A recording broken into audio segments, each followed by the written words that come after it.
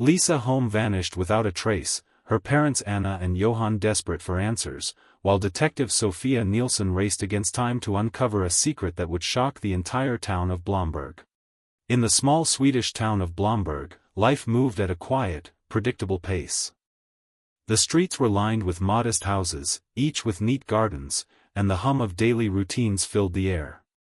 Children played safely in yards, neighbors exchanged friendly greetings, and everyone knew everyone else. It was the kind of place where strangers were noticed and any unusual activity immediately drew attention. On a bright June morning, the town carried on as usual, unaware that a single event would soon shatter this sense of calm. Lisa Holm, a 17-year-old girl known for her warm smile and gentle demeanor, left her home early to start her shift at the local cafe. She was punctual, responsible, and her absence was almost unimaginable. But as the hours passed, Lisa did not return. Her parents, Anna and Johan Holm, initially thought she might have lingered somewhere or been delayed, but a growing unease quickly took hold. By mid-afternoon, with no calls or messages from Lisa, they realized something was wrong. The worry that had quietly stirred inside them escalated into panic. Word of her disappearance spread rapidly through the town, carried by concerned friends, neighbors, and co-workers. People began searching the streets, retracing her steps, and alerting authorities. The local police mobilized quickly, combing the surrounding forests, fields, and backroads, while flyers with Lisa's photo appeared throughout the community. Social media buzzed with concerned messages, each post amplifying the sense of urgency. For the first time in Blomberg's memory, a shadow of fear hung over the town. The usual tranquility was replaced with anxious glances and whispered speculation. As the sun set over the quiet streets, the realization settled in that something terrible had occurred, though no one yet knew the full extent of the horror. The morning after Lisa Holm failed to return home, the sense of unease in Blomberg deepened. Her parents, Anna and Johan, had spent a restless night, calling friends, checking with neighbors, and pacing their home in mounting anxiety. By mid-morning, they realized the severity of the situation and contacted the local authorities. Police arrived promptly, taking statements and beginning a systematic search. Witnesses reported seeing Lisa walking to the cafe that morning, her school bag slung over her shoulder, a cheerful smile on her face, completely unaware of the danger she would soon face. Beyond that moment, however, the trail seemed to vanish. The investigators scoured the streets, scanning every corner, checking parks, back alleys, and nearby shops, but each lead seemed to dissolve into uncertainty.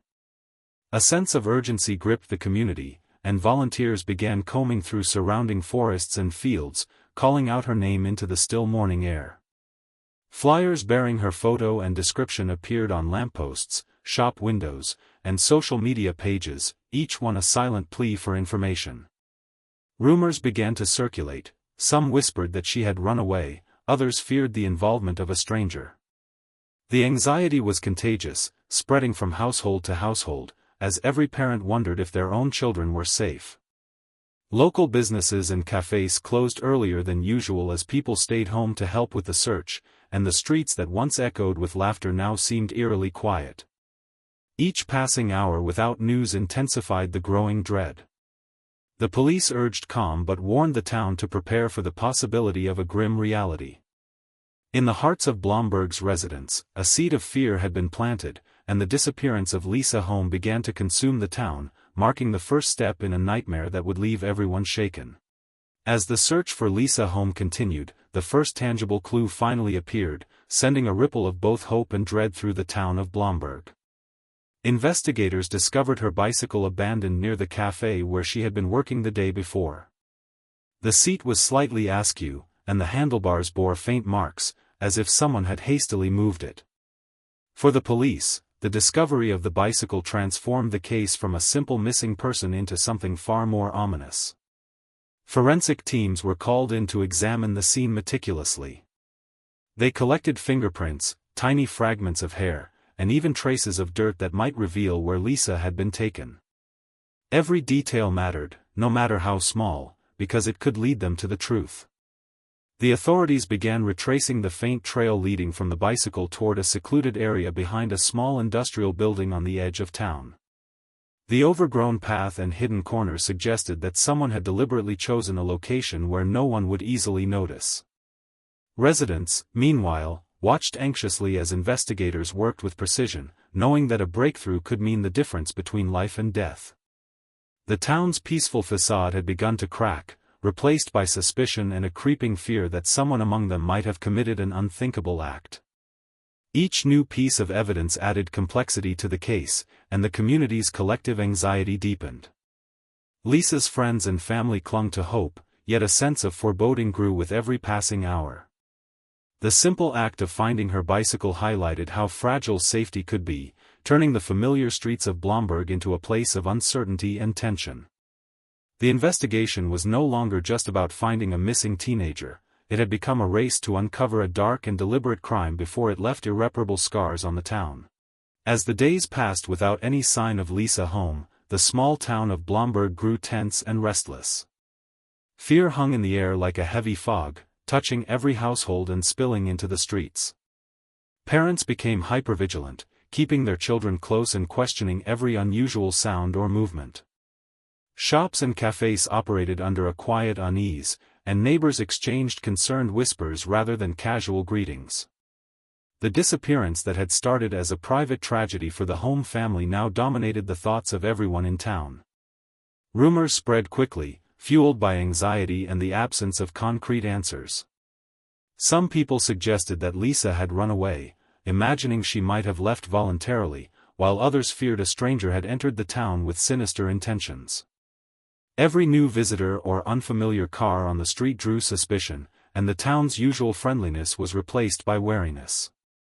Local authorities worked tirelessly, questioning friends, neighbors, and even passing travelers, hoping for the smallest clue that could shed light on Lisa's whereabouts. Social media amplified the concern, with posts sharing descriptions and sightings, each one adding to the growing sense of urgency. Even the children sensed the tension, noticing the worried expressions of adults and the unusual caution with which they moved through familiar streets. The tight-knit community, once confident in its safety, now confronted the terrifying possibility that danger could be lurking anywhere. As the investigation continued, the sense of normalcy that had defined Blomberg seemed permanently altered. Every empty street, every quiet corner, felt charged with potential threat. The town waited anxiously, clinging to hope while fearing the worst, unsure of when or if Lisa Holm would be found. The disappearance had already changed the fabric of life in Blomberg, leaving a lasting shadow over its sunny streets and familiar homes. 2 weeks into the search for Lisa Holm, the quiet town of Blomberg was thrown into deep mourning. Hope that she might still be found alive had slowly begun to fade, replaced by a growing sense of dread. Then, a grim discovery shattered what little optimism remained. Lisa's body was found in a remote area on the outskirts of town, hidden among overgrown shrubs and discarded debris. The location made it clear that whoever was responsible had deliberately concealed her, choosing a place far from the main roads where discovery would be delayed. Forensic teams arrived immediately, documenting every detail with painstaking care. The scene was somber and chilling. The investigators moved quietly, their eyes scanning for even the smallest clues. News of the discovery spread quickly, and the town reacted with shock, grief, and disbelief. Families who had been searching and waiting now had to confront the devastating reality that Lisa would not be coming home. Police confirmed that her death was not accidental, and the investigation shifted into full-scale murder mode. Questions raced through the minds of everyone in Blomberg. How could such a crime happen in their peaceful community? Who could have done this, and why? Authorities intensified their efforts, examining every angle and interviewing anyone who might have seen or known something. Volunteers who had helped in the initial searches were left reeling, realizing that the tragedy had been closer to home than anyone had imagined. The discovery also drew national attention, putting the town under an intense spotlight.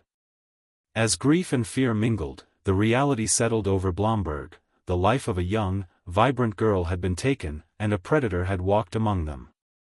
The murder of Lisa Holm was not just a personal tragedy for her family, it was a blow to the entire community, forever altering the sense of safety and innocence that had once defined the town. With Lisa Holm's death confirmed, the investigation in Blomberg intensified. Police and forensic experts meticulously examined her daily routines, tracing her steps through the town in the hours before her disappearance. Every interaction, no matter how minor, was scrutinized. Investigators studied surveillance footage from shops, cafes, and streets near her home, searching for even a fleeting glimpse of someone who might have been following her. Phone records, social media activity, and text messages were analyzed in painstaking detail, revealing patterns and contacts that had previously gone unnoticed. It soon became clear that Lisa's disappearance was not a random event. Someone had observed her movements, chosen the moment carefully, and acted with deliberate intent. The notion that a stranger had wandered into town seemed increasingly unlikely. The authorities began focusing on people close to her daily life, neighbors, co-workers, and anyone who might have had reason to follow her. Witnesses were re-interviewed, inconsistencies in statements were noted, and every clue was cross-referenced against known facts. As the investigation progressed, a pattern began to emerge, subtle but undeniable. There were signs of premeditation. Areas near her home had been visited in advance, and small, deliberate mistakes left by the perpetrator allowed investigators to track their actions. The revelation that Lisa had been deliberately targeted sent a chill through the community. For the residents of Blomberg, the comforting idea that danger came from strangers disappeared. Suddenly, the threat felt closer, more personal, and far more terrifying. The town that had been on edge now faced the unsettling possibility that someone they had passed on the street, someone they had trusted, could be responsible for the unspeakable crime. Each new piece of evidence strengthened the urgency of the search, and every passing hour brought the investigators closer to uncovering the shocking truth behind Lisa Holm's death. As the investigation into Lisa Holm's murder progressed, suspicion began to shift closer to the people she knew. The authorities scrutinized friends, neighbors, and co-workers, looking for inconsistencies in their statements and unusual behavior that might hint at guilt.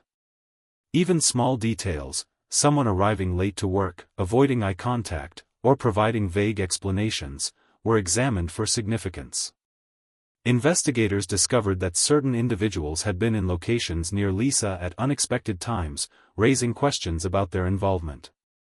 Every lead was carefully cross-checked with surveillance footage, phone records, and witness accounts, and patterns started to emerge that suggested someone within the town had been watching her. The tight-knit community of Blomberg, once confident in its safety, now faced a growing sense of unease as ordinary people they had trusted became potential suspects.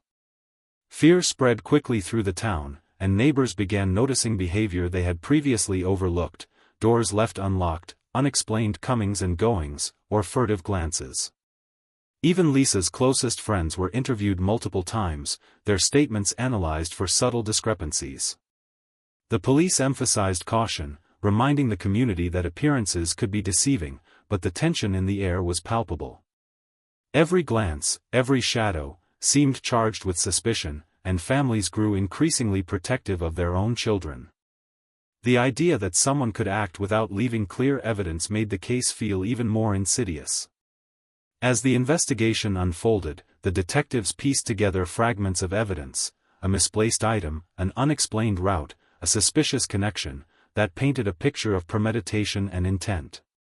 The reality that Lisa Holm had been deliberately targeted by someone close to the town was horrifying, and for Blomberg, the nightmare was no longer abstract.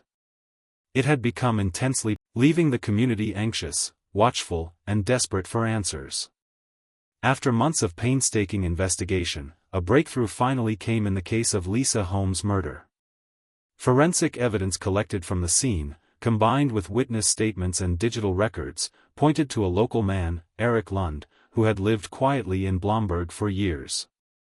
Outwardly, he appeared ordinary, someone neighbors would have described as polite and unassuming, but the evidence told a very different story.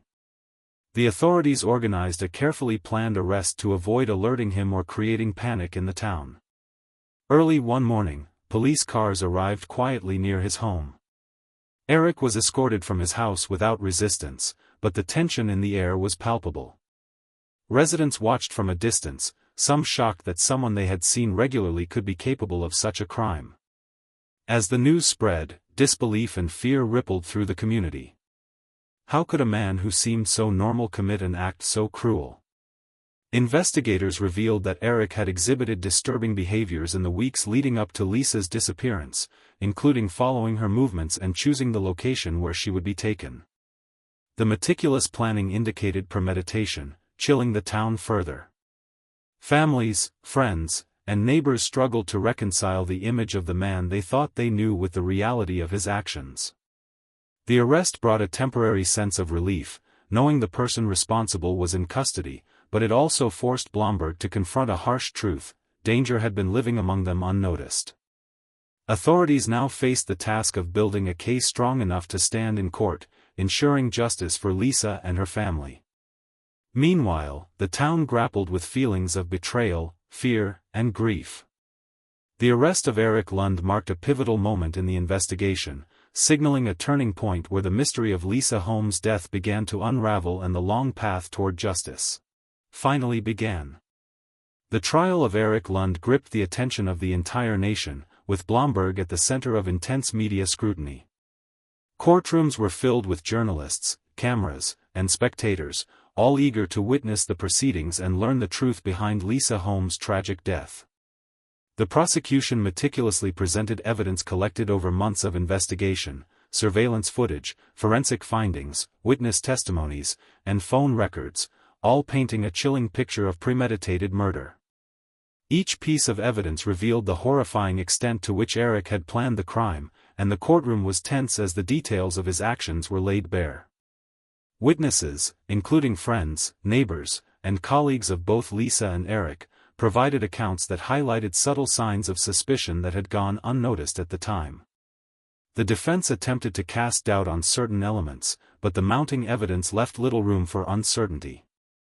Outside the courthouse, Blomberg's residents gathered, following news updates and sharing their grief and outrage. Families who had once felt safe in their small town now confronted the reality that a predator had been living among them, hidden in plain sight. The trial not only examined the facts of the crime but also explored the profound impact it had on the community. Emotions ran high as Lisa's family, devastated yet determined, sat through the proceedings, seeking answers and justice for their daughter. After weeks of testimony, cross-examinations, and deliberations, the court delivered its verdict. Relief mixed with sorrow as justice was confirmed: the man responsible for Lisa Holm's death was held accountable. The trial closed a chapter on the legal pursuit, but the emotional scars on the town and her family remained deep.